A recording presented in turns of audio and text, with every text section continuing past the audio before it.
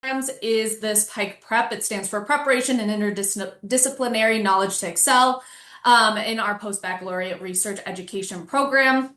We are here at the University of Colorado on the Anschutz campus in Aurora, Colorado.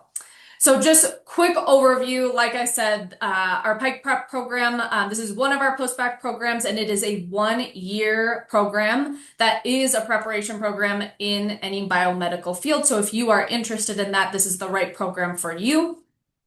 Overall, our mission is to create really strong mentoring and research training experiences for you all. We need excellent candidates in research programs, and we want to see you all be able to attain that if that's part of your goals and your future. So we want to make sure that we're preparing students to succeed in any program that they want, those top tier PhD or MD, PhD programs.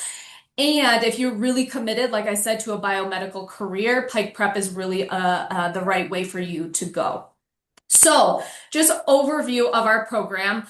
This is a 1-year research biomedical experience, like I said, where we pair you with a mentor on campus. You receive professional and career development through both them as a mentor in their lab, but also from our training and education services as well. We want to make sure that you are getting the lab experience that you need, but also developing the skills that you'll need to be really stellar in the research field. Additionally, we think it's super important that we have a community here on campus, and you're not isolated as a scholar. So we have experiences to help you network and integrate into like socially in the research field.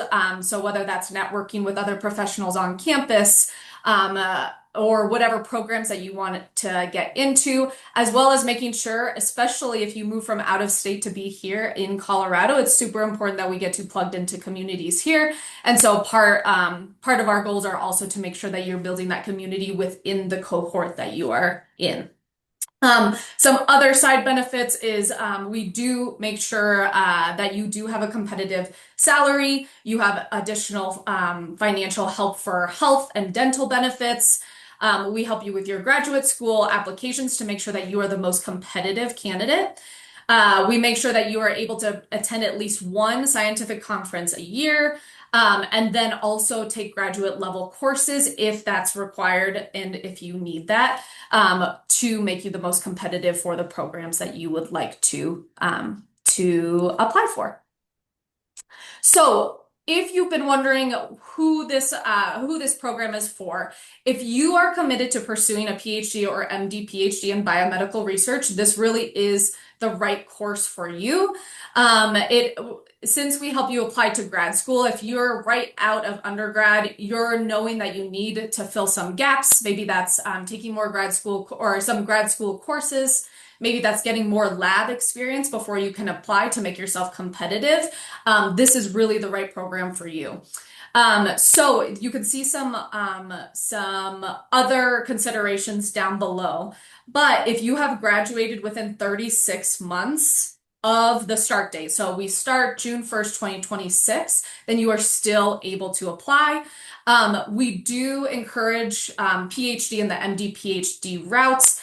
MD degrees, we don't support as much, or we want to make sure that you're going the research route.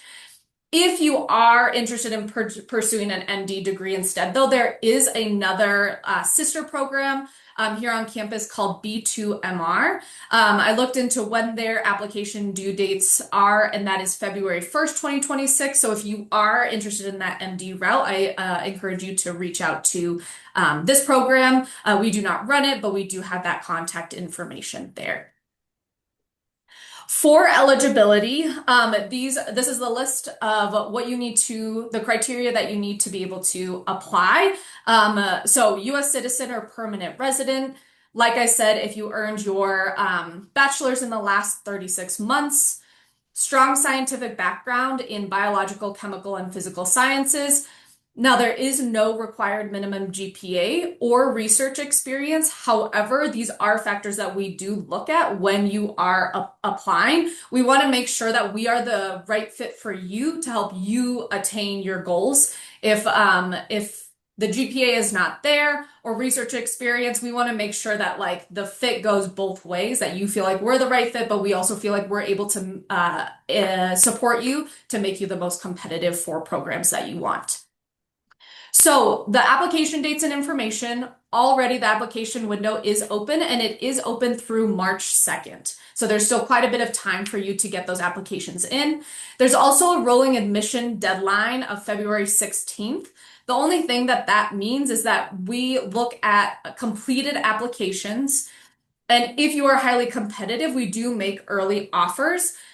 Make sure though, when we say completed application, this not only means you submitted your application, but your letters of recommendation are submitted as well. That's the biggest downfall that some applicants have, is that they've completed their application, but they're still waiting on those letters of recommendation. So even if you're not totally positive you're going to complete your application, we highly encourage you to put in information for your recommender so that they're able to get their everything started.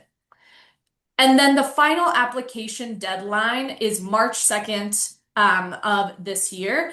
And everyone will, we will have them through March 2nd. So if you don't get an early admission offer, don't worry. We will be looking at them on March 2nd, so there will be no denials before then. So if you do have any questions about that, please feel free to reach out. And then you'll be notified by your placement at the end of April or early May. Some other in consideration and important dates, the program start date is June 1st. There have been some questions about whether you can start later than that, and we do require that you are here by June 1st to make sure that the programs start. You're able to get all of the workshops prior to starting in your lab. And then your end date is that May 31st, 2027. Here's a list of benefits that you will receive as a scholar in our program. And the benefits go beyond that as well. I can speak to, for instance, Dr. Davila and Dr. Cota Gomez's support for scholars in their director meetings and their individualized development plan meetings. There's so much more than this, but this is just more of the tangibles that you're able to get from the program. And if you are interested in taking a look at the website, you might have already done so, but it has a lot more information. It has a list of our current scholars. So if you're interested to take a little bit more of a deep dive into our program, that is there.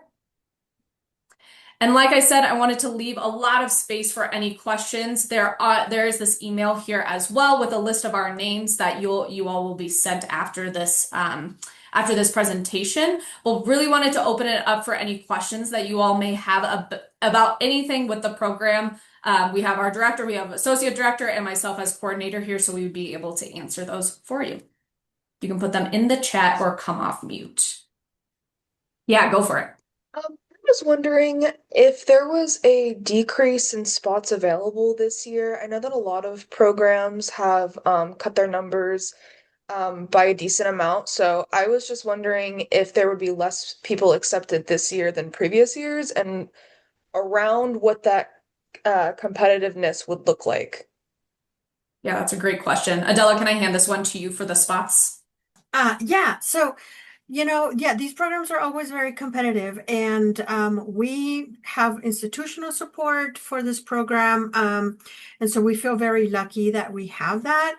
It's hard to predict what the competitiveness of it is going to be this year, with some other programs having shut down and students maybe having fewer options for programs to apply to.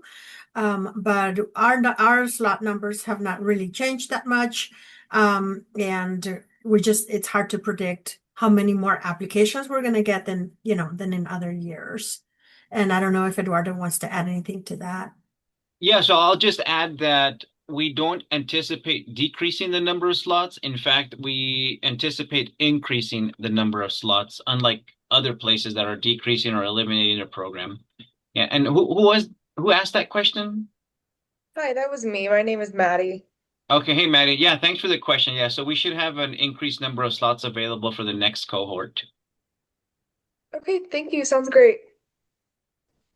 So I did have a question though. I was wondering if through this program, would you also be able to take classes to maybe enhance um, some of the classes that you already have or to make you a more competitive applicant for graduate programs that you may apply to in the future? It's a really great question.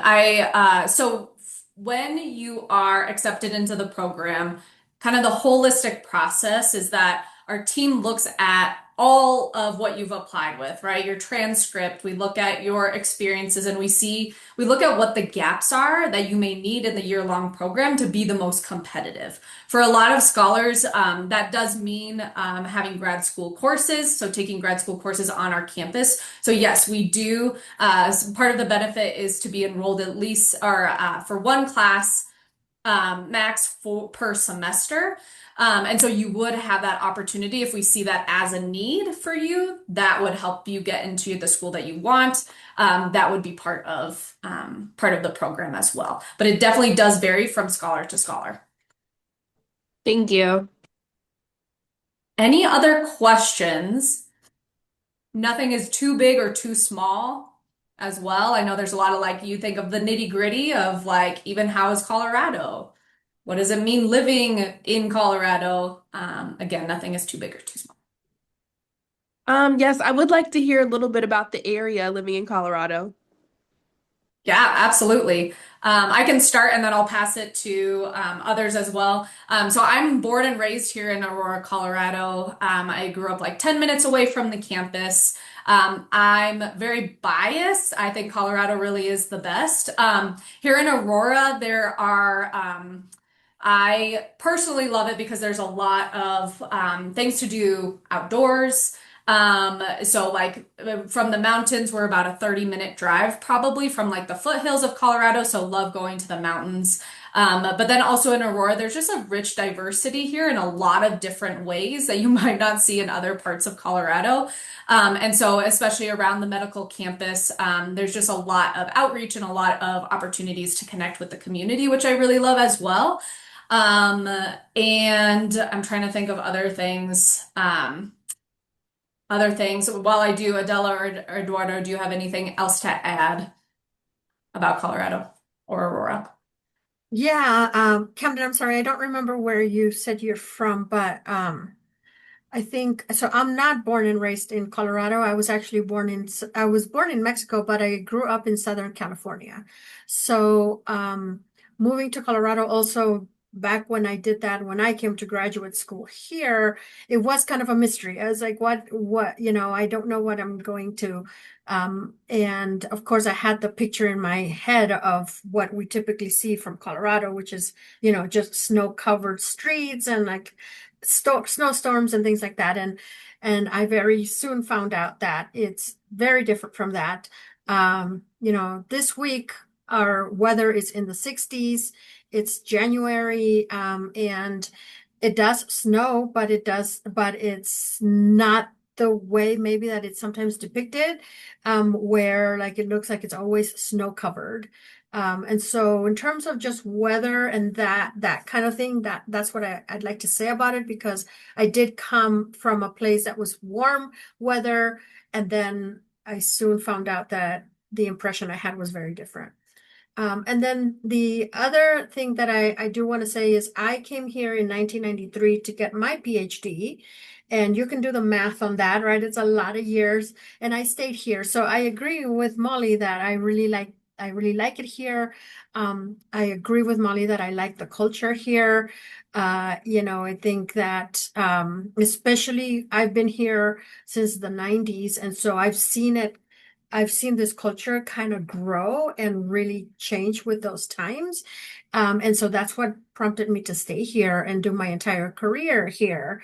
So, it's a really great place. It's very vibrant. And I think the other thing is our campus, the Anschutz campus, is definitely very, very supportive to students. Our faculty are really dedicated and committed to mentoring the students, bringing them up in their own career tracks.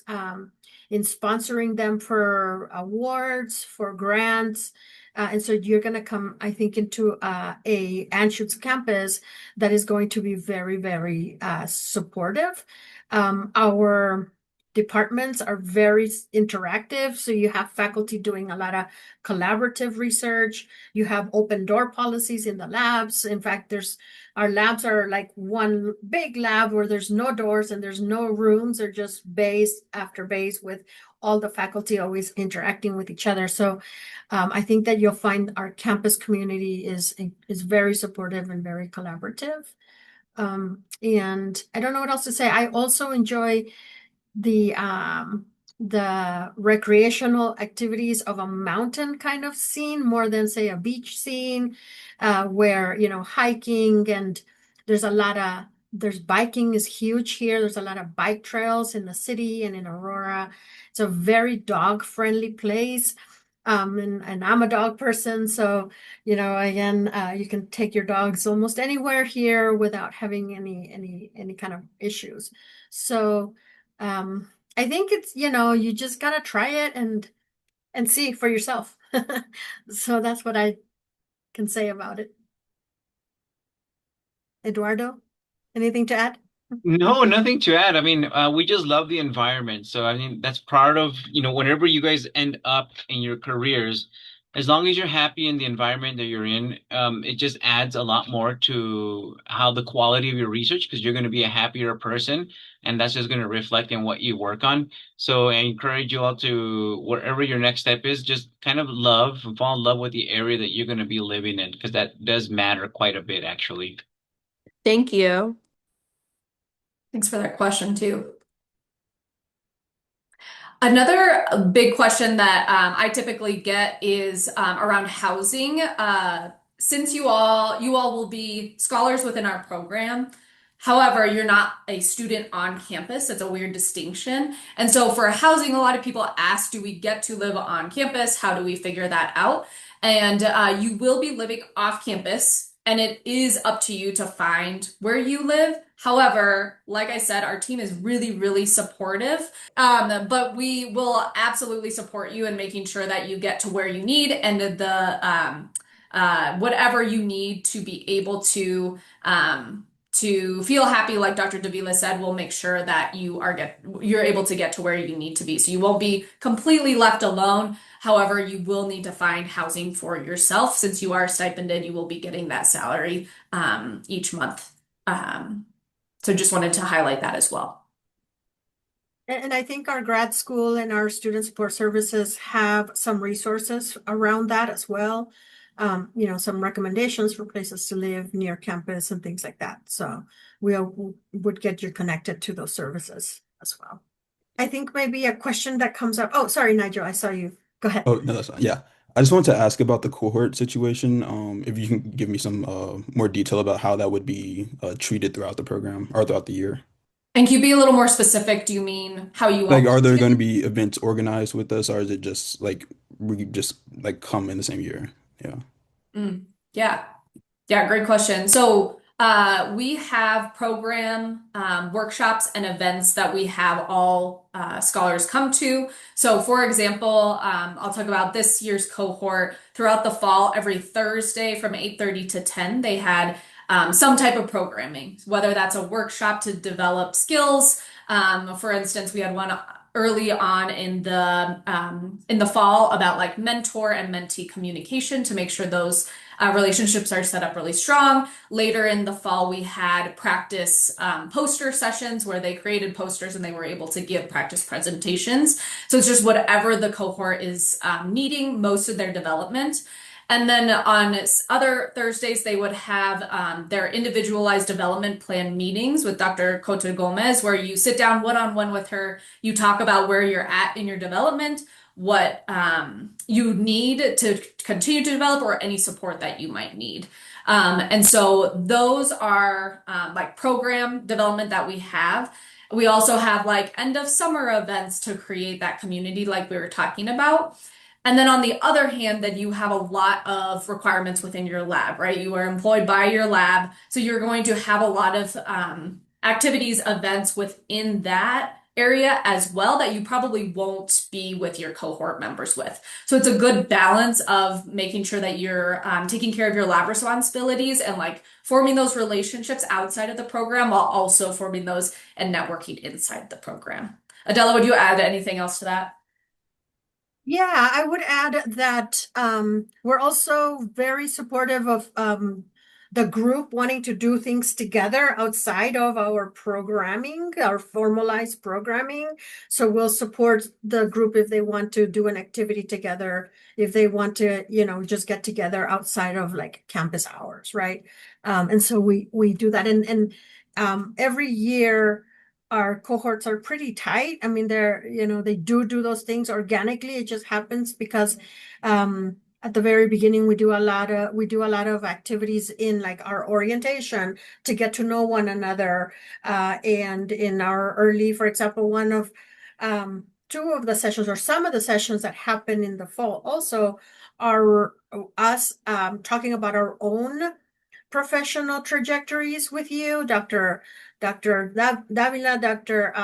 Catalano, who's not here, the two directors. They tell you, what was their own trajectory, and the students do as well. So those create opportunities to kind of really get to know one another in kind of deeper ways, and those help to get the students kind of feeling comfortable with each other and forming those connections that are gonna then support them doing those other cohort type of events. And so yeah, that's really important that our cohorts have always been pretty tight. Another thing we do is we connect you to program alumni that are on campus. We have a good number of program alumni from our past year that are doing their PhD or their MD PhD here on campus. And so those are really good connections. Those alumni come to our orientation. You meet them on the first day, and they can tell you their own stories and their own experience of the program and their own experience of this campus. And so again, they become part of that network. That while it's not part of your cohort are the students that are in the program at the same time, but they're still a really good resource for you as a student that's gone through it recently, that you can kind of learn some lessons from. Yeah, thank you. Thank you. Good information.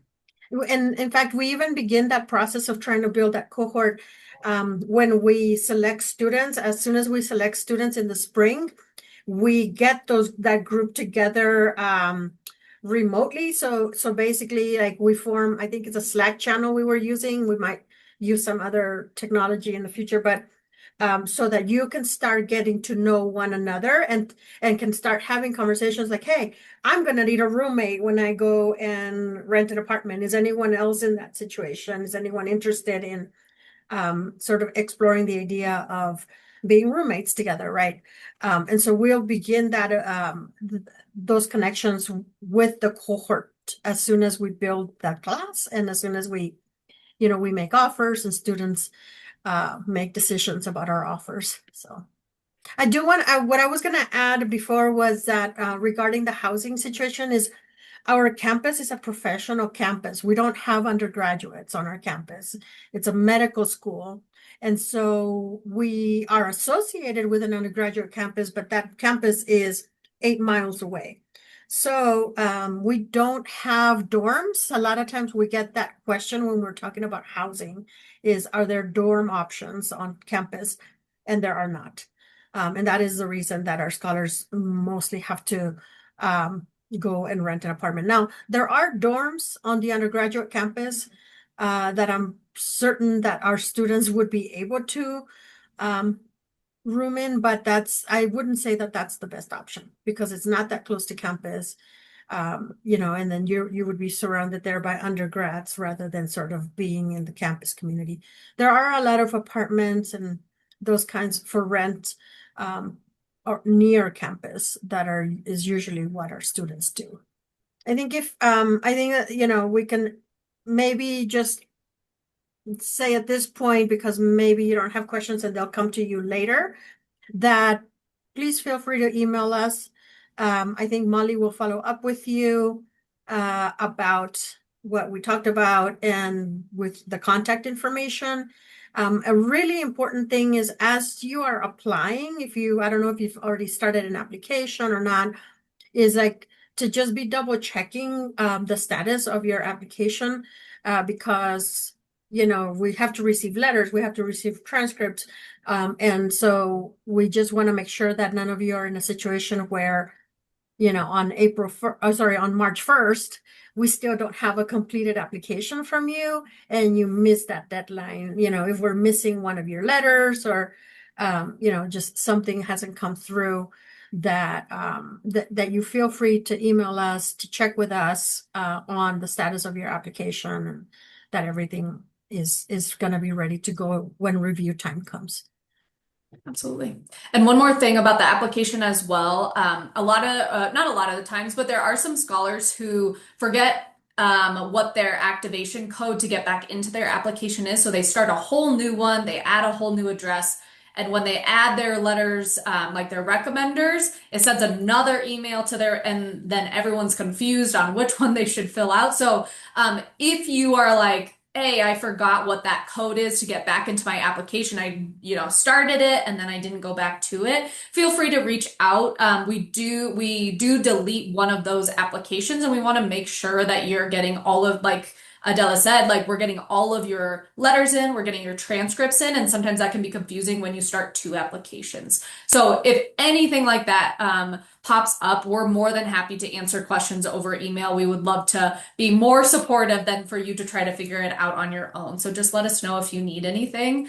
But are there any last minute questions before we do head out? And again, I'll send out all of these resources to you all to make sure that you have them as you apply. Okay, great. Well, we'll hang on for a second if you do have any last minute or kind of individualized questions, but thank you again so much for being here. I really appreciate the time you took out of your day to do this, and we're really hopeful to see your applications come through. But in the meantime, let us know if you do have any questions.